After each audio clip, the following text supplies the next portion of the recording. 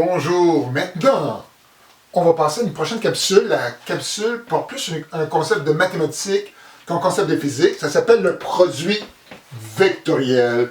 Donc, je ne sais pas où vous êtes rendu en mathématiques, peut-être vous avez vu ça. Donc, on va juste faire un petit résumé ou établir qu'est-ce que le produit vectoriel.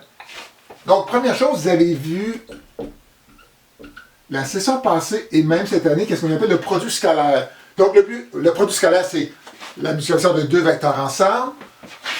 Ce produit-là, c'est très important, il est identifié par un point entre les deux. Et comment on calcule un produit scalaire? Donc, premièrement, ça le dit, ça donne un scalaire. Et ce produit-là est donné par le module du premier vecteur fois le module du deuxième fois cosinus de l'angle qui sépare les deux vecteurs. Donc, si vous avez votre vecteur A comme ceci, votre vecteur B comme ceci, donc l'angle, ce sera l'angle qui sera le plus petit angle entre 0 et 180 entre A et B. Aussi, on peut écrire le produit scalaire comme la multiplication des composantes de même, je dirais pas de même nature, mais tous les x ensemble se multiplient ensemble, donc AX, BX, plus AY, BY, plus AZ, BZ ici. Donc, ceci, c'est ce qu'on appelle le produit scalaire. Donc, le travail a été défini par un produit scalaire, le flux électrique est défini par un produit scalaire. Donc, il y a certaines quantités mathématiques qui sont définies par ce produit-là. Or, il existe, je ne vais peut-être pas l'effacer, parce que, juste pour faire la différence, donc vous avez votre produit scalaire qui est comme ceci, et il existe ce qu'on appelle le produit vectoriel. Donc, c'est encore une multiplication de deux vecteurs, sauf que cette fois-ci, entre les deux, au lieu d'être un point, c'est un x. Et qu'est-ce qu'il y a de particulier ici? Le produit vectoriel va donner aussi un vecteur. Donc, si ça donne un vecteur, c'est certainement un module et une orientation. Donc, pour le module, ça sera quoi? Donc, ce sera le module de votre vecteur A fois le module du vecteur B fois sinus de θ, où θ, c'est encore la même chose que tantôt. C'est l'angle qui va séparer vos deux vecteurs. Donc, c'est l'angle entre A et B ici. Et là, qu'est-ce qui se complique?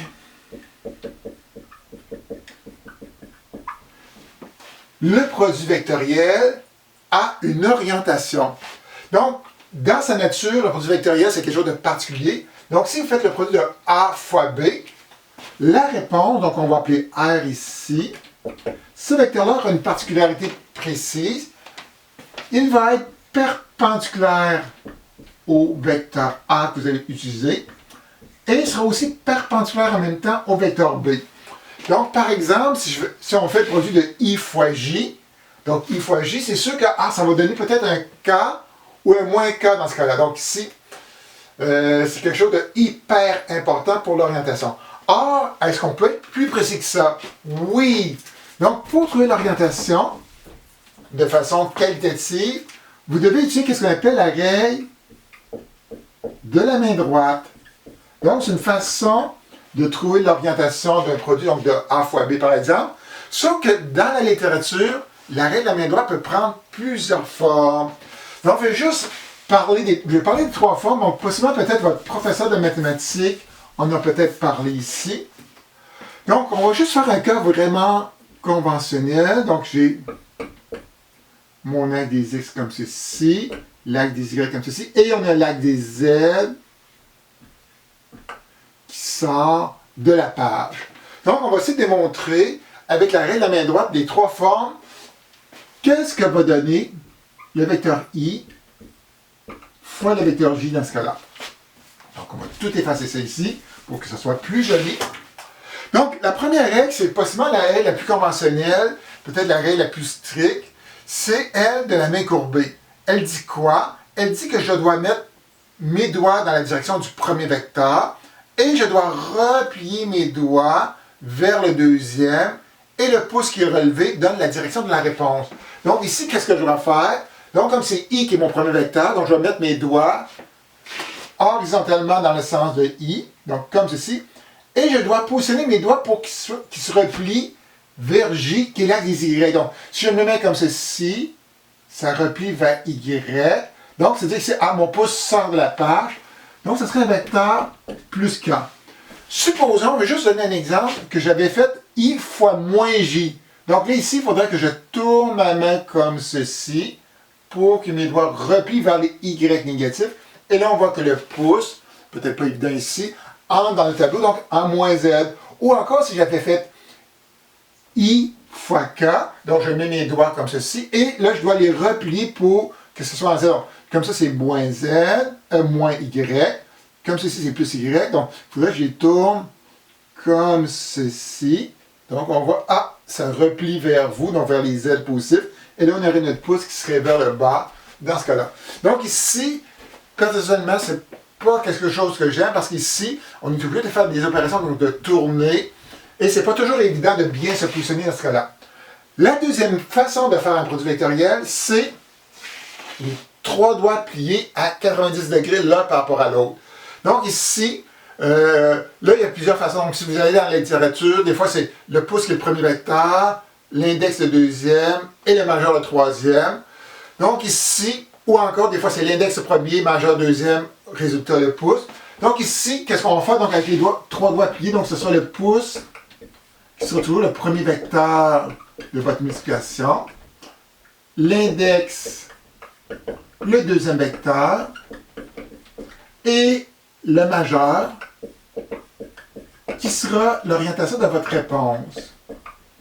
Donc ici, on met les 3 doigts de la main droite, très important, à 90 degrés. Donc ici, mon pouce est le premier vecteur. Donc mon premier vecteur, c'est des I. Donc je mets mon pouce horizontalement, comme ceci. Mon deuxième vecteur, c'est mon index. Donc je mets mon index en J, donc vers le haut aussi, comme ceci. Donc ça nous donne une configuration comme ça. Et le majeur qui est ici indique la direction de la réponse. Donc ici, on a une réponse qui sort du tableau. Donc, sort du tableau, c'est les Z positifs. Donc, c'est bien K. Donc, ceci, c'est une autre façon de montrer. Donc, c'est la deuxième façon la plus utilisée. Et même des fois, beaucoup de profs utilisent cette façon-là. Moi, personnellement, j'utilise ni l'un ni l'autre. Pourquoi? Un jour, j'ai trouvé dans un livre une version vraiment très simple. C'est la main plane, donc il n'y a plus d'affaires à plier, c'est beaucoup plus facile à concevoir, mais ça reste la même façon. Donc, le pouce sera mon premier vecteur. Là, au lieu de c'est mon index, c'est les doigts qui sont relevés, qui sont mon deuxième vecteur. Donc, c'est plus facile à positionner. Et toujours se rappeler que le résultat est toujours perpendiculaire aux 2 premiers. Et là, un vecteur qui sortirait de ma paume sera le résultat ici. Donc, c'est-à-dire que la paume va donner la direction de mon 3e vecteur, qui est ma réponse dans ce cas-là. Si on fait ça ici pour voir I fois J, qu'est-ce que ça donne? Donc, main plane, c'est ça qui est vraiment plaisant. Le pouce est mon premier vecteur, donc vers la droite. Mes doigts sont le deuxième vecteur vers le haut. Et là, on voit la paume qui sort du tableau. Et si la paume sort du tableau, c'est dit qu'on sera en plus K. Donc, juste un petit dernier. Donc, si ça fait I fois K, par exemple, qu'est-ce que ça va donner? Donc, mon pouce, premier vecteur. Oh, là, ici, je dois mettre mes doigts en Z, donc c'est-à-dire les doigts vers vous qui sortent comme ceci.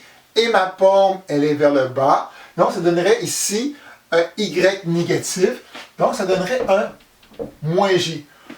Pourquoi j'aime cette façon-là? Il y a 2 raisons. Premièrement, il y a moins de pliage dans les doigts, donc c'est plus naturel d'avoir des doigts comme ceci que d'avoir des doigts pliés ou qu'on recourt comme ceci. Et on va voir que, un petit peu plus loin, que la force magnétique, donc le produit vectoriel va s'appliquer en magnétisme très souvent. Dépendant d'une charge positive ou négative, on peut changer la loi très facilement pour s'adapter aux charges négatives. Donc c'est pour ça que personnellement, depuis plusieurs années, malgré que ce n'est pas ça qu'on retrouve dans la littérature, j'utilise cette règle-là. Est-ce qu'il existe un moyen de faire un produit vectoriel sans utiliser la règle de la main droite pour trouver l'orientation? Oui, donc il existe un truc. Donc ici, je vais juste redessiner mon système d'axes, donc les X comme ceci, les Y comme ça, et les Z comme ceci. Donc il y a un truc qui existe, donc il y a 2 façons. Il y a soit le truc du triangle, ou moi, personnellement, j'aime bien le truc de la ligne. Il est plus simple, je trouve, à concevoir. Il y a moins d'erreurs qui se produisent ici. Donc, qu'est-ce qu'on fait? On écrit nos 3 vecteurs pour former une ligne dans le sens de l'alphabet. Donc, I, J, K. Après ça, on pourrait commencer I, J, K par la suite. Et on sait que la multiplication de 2 vecteurs donne toujours un vecteur perpendiculaire, c'est-à-dire que ça va donner le 3e. Et là, dépendant du sens qu'on fait, donc si votre multiplication c'est I fois J comme ceci, donc ça va donner le 3e vecteur, et comme on s'en va vers la droite, donc de façon naturelle, vers la droite, c'est le sens des positifs ici, donc ça va donner plus K.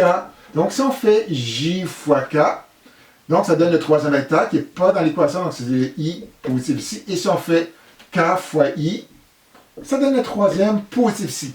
Si votre multiplication avait été plutôt I fois K, donc là maintenant on regarde, on partirait dans le sens inverse. Donc on serait de K, premier vecteur, vers le 2e ici. Donc quand on s'en va vers la gauche dans la multiplication, donc ça donne le 3e négatif ici. Si c'était K fois J, ça donne le I négatif. Et le dernier, J fois I, va donner un moins K ici. Donc, un petit truc très simple pour faire la multiplication de vecteurs. Or, ici, vous avez vu en mathématiques comment utiliser des matrices. Donc, les matrices peuvent être vraiment très utiles pour faire des produits vectoriels. Donc, comment on fait le produit de A fois B avec une matrice? Donc, qu'est-ce qu'on a? Donc, on écrit notre matrice ici comme ceci, comme I, J, K ici. La deuxième ligne, on met les composants de notre premier vecteur, donc AX, AY, AZ ici. Et sur la dernière ligne, les composants de notre dernier vecteur, donc BX, BY, BZ ici. Et si on veut trouver la composante en I de notre vecteur A fois B, qu'est-ce que ça donne? Donc, on barre ça ici. Donc, on fait notre... Dépendant de comment on va vous le montrer en mathématiques, donc ça va donner AY, BZ, moins AZ. Donc, on revient ici, BY ici. Tout ça sera la composante I de la réponse. Et après ça, on fait la même chose. Là, on tombe sur la deuxième ligne. Donc, un moins ici parce que... En tout cas, donc, je ne veux pas rentrer dans les notions mathématiques, donc normalement on alterne plus, moins, ben, peut-être votre professeur de mathématiques l'a montré différemment. On applique ce que le prof a indiqué, donc ici, là, ça serait, on applique ça ici, donc ça fait AX, BZ, moins, je reviens ici, AZ, BX, ici, et il y aurait une dernière composante. Donc la dernière composante, c'est comme si je barrais cette colonne-là et cette ligne-là ici. Donc qu'est-ce que ça donnera? Ça donnera AX, BY, moins, on revient ici pour faire le produit, AY, BX ici, tout ça fois K ici. Et quand vous regardez sur votre feuille de formule, on vous donne que A fois B vectoriellement donne toute cette belle équation-là. Donc ici, théoriquement, on aurait pu même l'effacer, c'est pas nécessaire parce que vous êtes capable, avec vos notions de mathématiques, de retrouver cette forme-là. Et on va juste valider, est-ce que, si on fait, je vais tout effacer ça, je n'ai pas besoin de ça ici.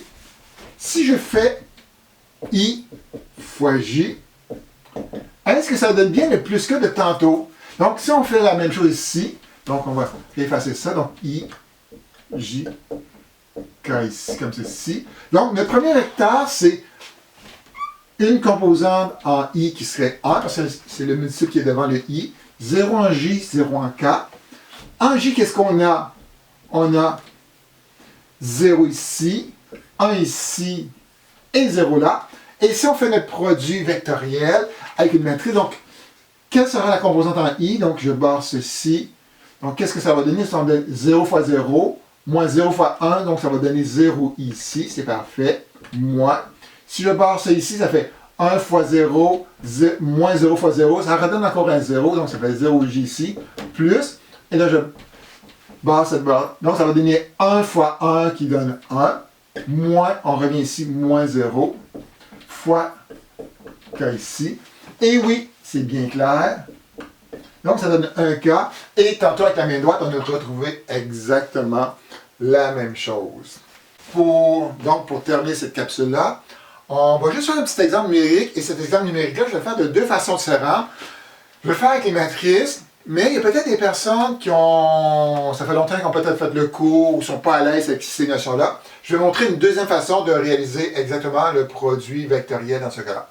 Donc, on a deux vecteurs A et B, et on demande de trouver, quand on multiplie le A fois le B vectoriellement, qu'est-ce que ça donne ici? Donc, on va l'écrire, on va faire première solution sous forme de matrice, donc I, J, K ici, comme ceci. On écrit notre premier vecteur, donc on a 2 en I. 4 en J, rien en K ici. Et si on fait l'autre vecteur, 3 en I, 0 ici et moins 2 ici, on fait notre produit vectoriel.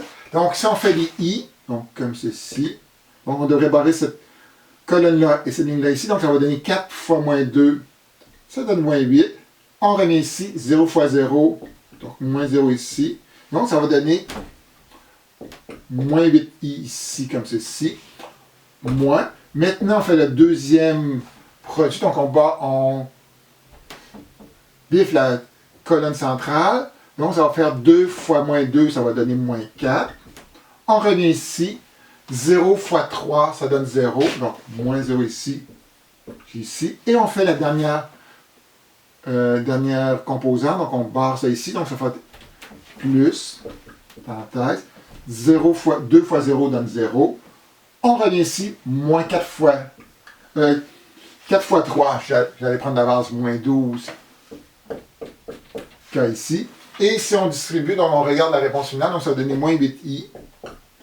Moins, ça donne plus, donc plus 4j.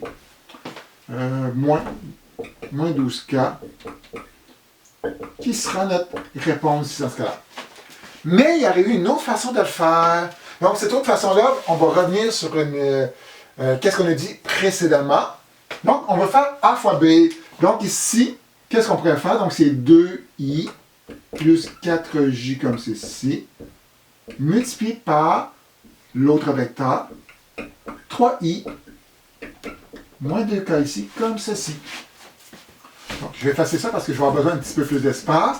Donc, quand on l'écrit sous forme conventionnelle, on applique la règle de la distributivité. Et là, je viens de voir que j'ai quelque chose que je n'ai pas dit, que j'ai précisé en plus.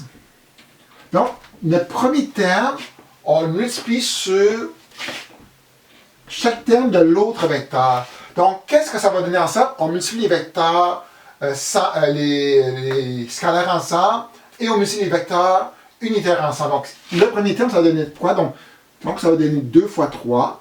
Donc, ça donne 6 ici. Donc, I fois I par la suite. Donc, I fois I comme ceci. Et on continue. Donc, on prend ce terme-là, on multiplie par l'autre. Donc, plus 2 fois moins 2. Bon, là, je vais marquer au long. Mais ça, j'aurais pu marquer directement comme ceci. Ça a été plus, comme moins 4, ça a été plus simple. Et là, quel vecteur qu'on aura? On aura I fois K ici, comme ceci. Et on continue. On prend le deuxième terme, on le distribue sur l'autre. Donc, on aurait 4 fois 3, multiplié par J fois ici, comme ceci. Et la dernière distribution, donc on aurait 4 fois moins 2, plus 4 fois moins 2 ici. Et on aura J, et là je me suis pas assez d'espace, J fois K ici, comme ceci. Parfait. Donc, un coup qu'on a ça, donc c'est sûr que les scalaires, on peut les trouver facilement. Donc, il reste la multiplication. Et là, ça me permet de revenir sur la façon avec la ligne ici. Donc, 2 fois 3, ça donne 6. Et là, on a quelque chose de particulier. On a I fois I. Donc, deux vecteurs qui sont parallèles vont toujours donner un résultat de 0. Donc, c'est-à-dire que I fois I, J fois J et K fois K vont toujours donner 0. Donc, ici, ce terme-là disparaît, donc ça fait 6 fois 0. Ça donne notre 0 ici. On continue. 2 fois moins 2, ça donne moins 4. Et là, maintenant, on va trouver la prochaine composante. Donc, vous avez I fois K. Donc, I fois K, ça donne quoi? On regarde sur notre... Donc, I fois J, J fois K, K fois I. Oh, ça veut dire qu'on va dans l'autre sens. Donc, si on va dans l'autre sens, ça donne le troisième vecteur négatif. Donc, vous allez retrouver ici moins J ici. On fait l'autre. Donc, 4 fois 3, ça donne 12. Et là, maintenant, on a J fois I. Donc, J fois I, donc on part d'ici, on s'en va là. Donc, ça donne le troisième vecteur. Et comme on s'en va vers la gauche, ça devient moins 4. Et la dernière terme, donc on a 4 fois moins 2, ça donne moins 8. Comme ceci. Et la multiplication des vecteurs unitaires ensemble, J fois K. Ah, J fois K, on s'en va dans ce sens-là, donc on s'en va vers la droite. Donc, ça donne un plus ici. Et si je réécris la réponse de façon conventionnelle, donc en I, on aurait moins 8I. En J, donc moins, ça donne plus, donc plus 4J ici. Et en K, moins 12K ici. Tout ça serait égal à notre réponse R. Et j'aurais dû laisser la réponse de tantôt. Donc, si on valide avec la dernière, avec qu'est-ce qu'on a fait avec la matrice, on retrouve exactement la même chose. Donc, avec ça, ça donne un aperçu de qu'est-ce qu'un produit vectoriel. Donc, ce sera un outil mathématique qu'on va utiliser à l'occasion dans nos problèmes en physique. Si vous avez vu ça en mathématiques, tant mieux.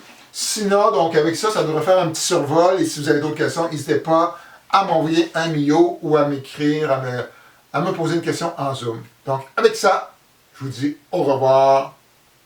Yo, à la prochaine capsule.